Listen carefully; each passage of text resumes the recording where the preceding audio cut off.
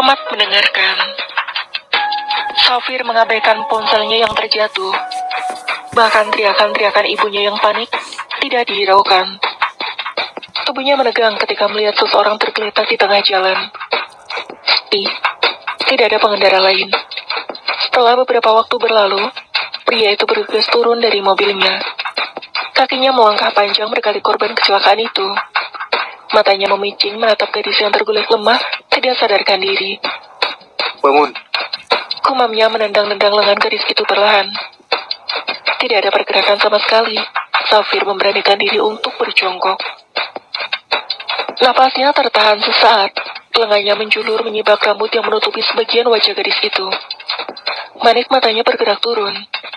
Terlihat dada sang korban masih bergerak, meski ada beberapa luka di lengan dan kepalanya. Menyadari hal itu, Safir segera mengangkat tubuh gadis itu perlahan, membawanya masuk ke mobil, lalu berlari lagi mengambil koper yang sempat terlempar. Menyusahkan saja. Kerutu Safir menginjak pedal gas dalam-dalam setelah duduk di balik kemudi. Tanpa pikir panjang, Safir segera membawa gadis itu ke rumah sakit Sebastian, rumah sakit swasta milik keluarganya. Sementara itu, Hansa masih panik di kediamannya. Ia segera membangunkan sang suami untuk melacak keberadaan putranya. Sayang, bangun. Safir sepertinya kecelakaan. Cepat temukan dia sekarang. Rengek Hansa pada Leon yang terlelap dalam tidurnya. Pria yang sangat sensitif ketika tidur itu segera beranjak bangun dengan cepat, mengumpulkan segenap kesadarannya. Ia menengok jarum jam, masih berada di angka 11.30 malam.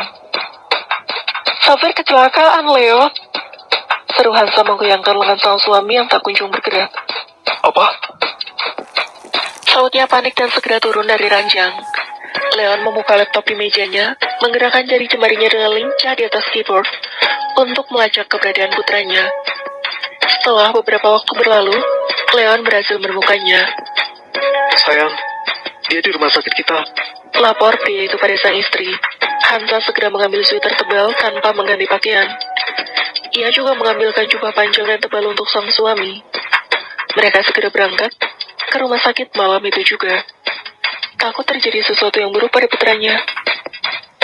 Sedangkan di kediaman Johnny, Morgan marah besar saat mengetahui Frisa melarikan diri.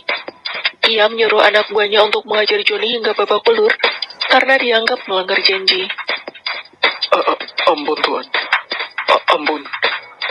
Saya janji akan segera menemukannya dan langsung menyerahkannya pada Anda, Tuan. Rintih Johnny di tengah kesakitannya. Ia sampai berlutut memohon ampun. Saya kasih waktu 1 minggu. Jika dalam rentang waktu itu kamu tidak menyerahkannya, nyawamu sebagai gantinya. Tegas Morgan mengibaskan jasnya, lalu melenggang pergi diikuti anak buahnya. Johnny mendesis kesakitan.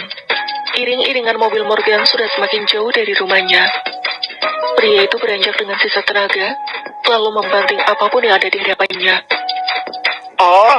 Awas kau, Frisa. Pakainya tidak terima. Di rumah sakit, Safir berdiri tegap di depan ruang pemeriksaan. Bibirnya terkatup rapat dengan pandangan lurus ke depan. Safir! Teriak Hansa dari ujung lorong. Hansa yang tidak sabar berlari menghampiri putranya, lalu memeluk pria itu dengan sangat erat. Kamu tidak apa-apa? Tidak ada yang luka kan? Kamu kenapa tadi? Sambung wanita itu lagi menangkup pipi Safir, meneliti wajah tampan putranya, juga sekujur tubuhnya. Mom, Safir tidak apa-apa. Hanya saja, tadi nggak sengaja menabrak orang. Balas Safir pelan. Apa? Bagaimana keadaannya? Pekik wanita itu. Sedang diperiksa, Mom. Ujar Safir lagi.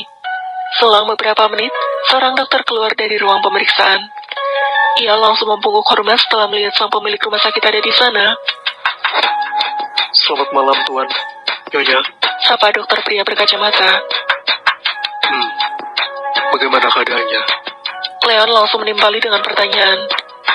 Mari saya jelaskan di ruangan saya, Tuan. Tidak usah, langsung saja. Salut Leon menuntut. Dokter pun mengangguk. Tuan, pasien sudah sadar. Akan tetapi, tidak bisa menggerakkan kakinya.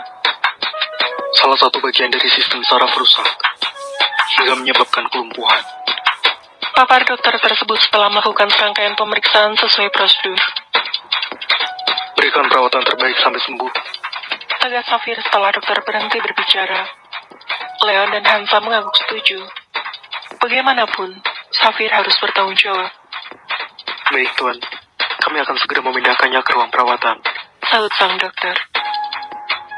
Di sebuah ruang rawat VIP, tangis Friza pecah setelah mengetahui dirinya lumpuh. Ia tidak tahu bagaimana menjalani hari-hari ke depannya nanti. Derit suara pintu yang terbuka membuat gadis itu menoleh. Tampak seorang pria bergaris wajah tegas, begitu tampan, dan berbadan tegap. Kini berjalan mendekatinya. Manik jernih Friza yang berair bertautan dengan mata elang Safir. Sempat terpaku dengan ketampanan pria itu, netranya enggan berkedip. Saya akan bertanggung jawab. Memberikan pengobatan terbaik dan uang tunai 5 miliar. Ucap Safir lugas tanpa basa-basi. Friza terperanjat, menarik kembali kesadarannya. Astaga, nyesal sempat kagum padanya. Ternyata sombong dan arogan. Tapi, dia menawarkan banyak hal. Pasti orang ini sangat kaya. Kumam Friza dalam hati. Bagaimana, deal? Tanya Safir memicingkan mata, melihat gadis itu diam saja. Tidak bisa. Kamu sudah membuatku lumpuh seperti ini. Teriak Friza semakin menangis. Lalu apa maumu? Teriak Safir bersuara lantang. Cukup membuat nyali Friza menciut. Tebaran dada Friza sungguh berantakan. Tapi ini kesempatan dan satu-satunya cara agar dia terbebas dari jerat lelaki tua bangka yang akan menikahinya itu. Anda harus menikahi saya, Tuan. Ucap Friza memberanikan diri. Tak peduli dengan tatapan tajam yang semakin menusuk jantung Friza saat ini. Tubuh gadis itu gemetar. Kedua tangannya mencengkram kuat selimut yang menutupi sebagian tubuhnya. Melampiaskan rasa takut yang menanjak hingga ubun-ubun. Apa? Kau gila? Benang Safir berkaca pinggang sembari menendang nakas di sebelahnya. Tentu saja tidak, Tuan. Akan tetapi, bagaimana nanti kehidupan saya setelah ini? Pasti tidak akan ada yang mau menikahi saya. Padahal, melihat saya menikah, mungkin bisa jadi permintaan terakhir ayah saya. Kapar Friza menangis terseduh-seduh. Dalam kondisi terdesak, bibir Friza pun lancar berbicara. Omong kosong. Sumur Safir tidak percaya. Safir, kenapa nak? Suara apa tadi? Tanya Hansa menerobos masuk saat mendengar benturan benda tumpul. Hansa dan Leon baru saja kembali setelah mencari identitas gadis itu. Kebetulan mereka menemukan kartu identitas yang ada di tas gadis itu dan meminta bawahannya untuk menghubungi keluarganya. Tanya saja sama gadis gila itu. Ketua Safir masih dengan emosi membuncah. Friza tertegun melihat pasangan suami istri yang masih begitu cantik dan tampan, walaupun usianya tak muda lagi. Ia pun semakin berniat melancarkan aksinya untuk menarik empati mereka. Nyonya, kenapa saya tidak mati sekalian saja? Gadis itu kembali menangis sembari memukul-mukul kakinya yang sama sekali tidak terasa apapun. Hansa segera mendekat, menahan tangan gadis itu dan menenangkannya. Kamu bicara apa? Jangan menyerah. Tenang saja. Kami akan memberi pengobatan terbaik, sahut wanita itu. Bisa menggeleng. Tidak, Nyonya. Lebih baik saya mati saja daripada harus cacat seperti ini. Tidak akan lelaki yang mau menikahi gadis lumpuh seperti saya. Gadis itu terus menangis. Hansa yang mudah tersentuh hatinya tidak tega. Ia pun memeluk perempuan itu mencoba memberi ketenangan. Jangan bicara seperti itu, ucapnya Tuan. Gak usah acting. Dengkul Safir melipat kedua lengannya di dada. Safir, turunkan emosimu. Leon menepuk bahu Safir yang menegang. Ia hanya mengamati apa yang terjadi sebelum bertindak. Dia meminta Safir menikahinya. Apa nggak gila itu namanya? Lapar Safir menggebu-gebu. Apa? teriak Hansa dan Leon bersamaan. Bersambung, terima kasih sudah mendengar.